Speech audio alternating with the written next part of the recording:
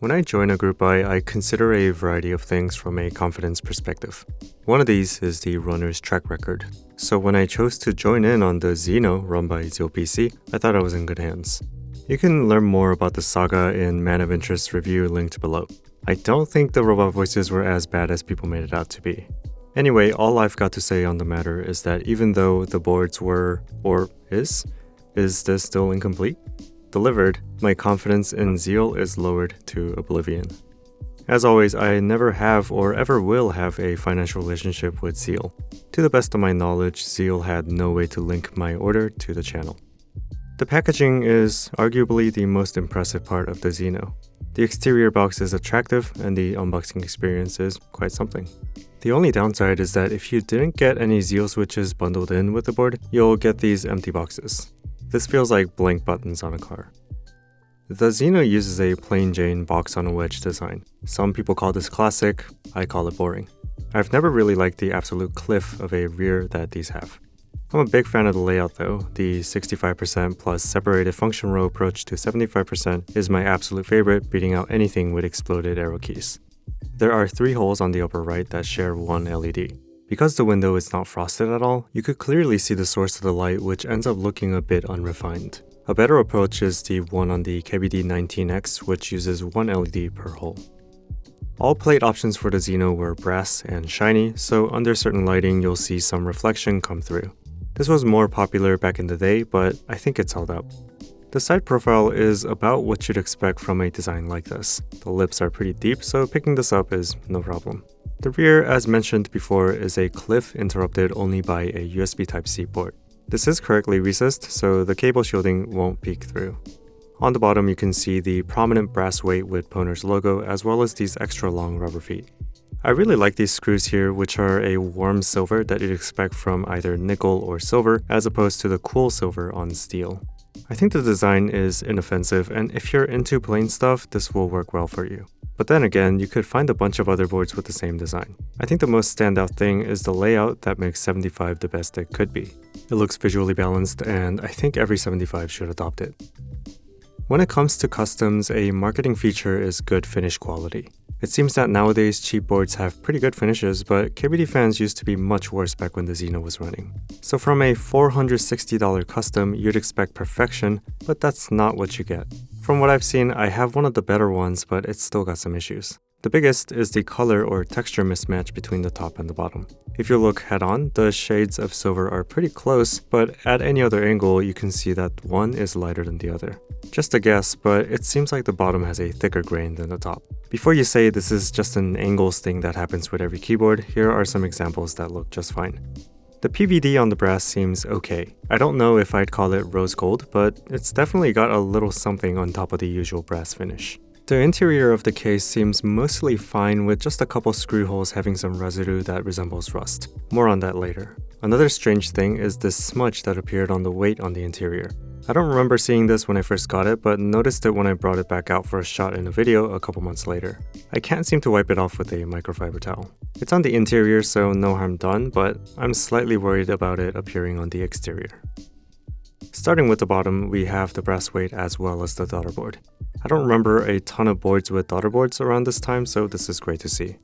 Another thing is this channel to route the cable to the main PCB. Certain other customs like Rama don't do this, so this is an appreciated attention to detail.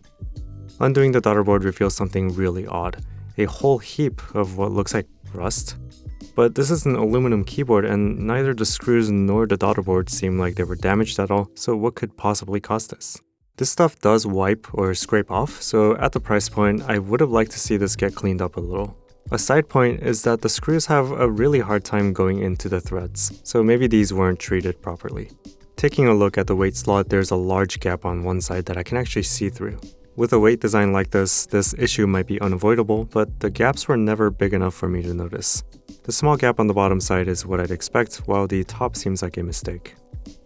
With the weight off, we can see a bit of damage to unseen parts of the case, dents on both sides, as well as a couple dings near a screw hole. Again, interior, so not such a big issue, but there is one exterior facing ding on the rear. It's right on the mating edge, and it's tiny, but for such an expensive board, this should have been caught.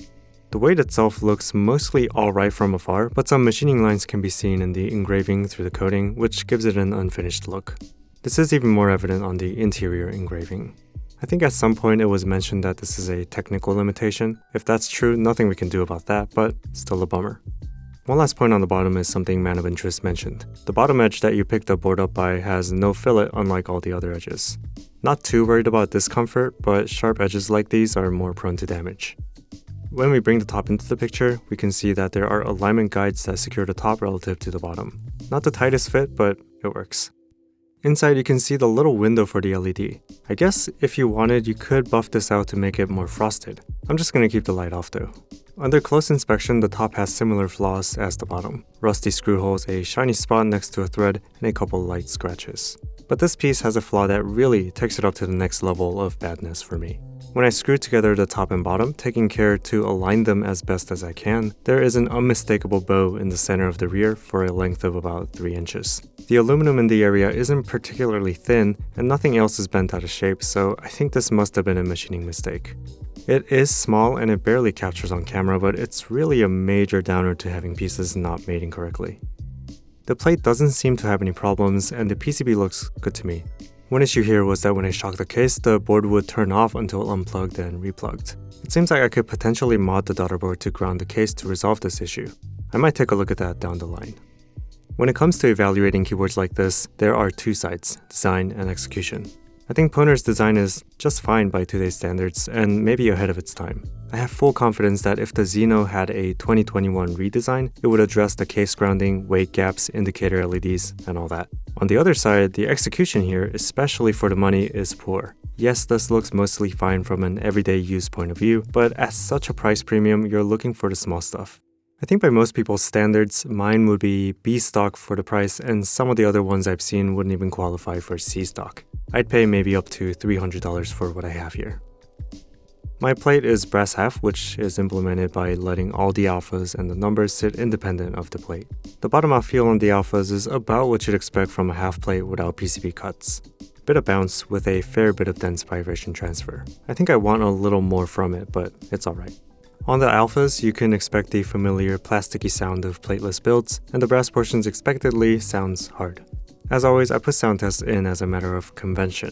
Don't come to purchasing decisions based on this alone, as there are many factors that make sound tests not representative of real life.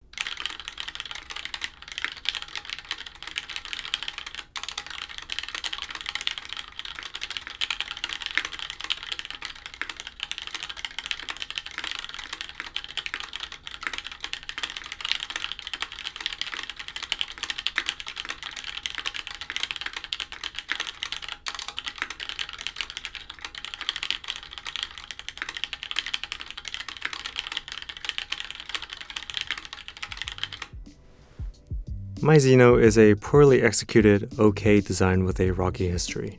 I think I would have been really happy with it if it didn't take so long, but while I waited, I got to try a ton of other stuff that I liked better. While minor, the board has many flaws that are inappropriate coming from such a well-known figure in the community. The communication during the buy has been shockingly terrible, and, well, this for me cost all of Zeal's credibility.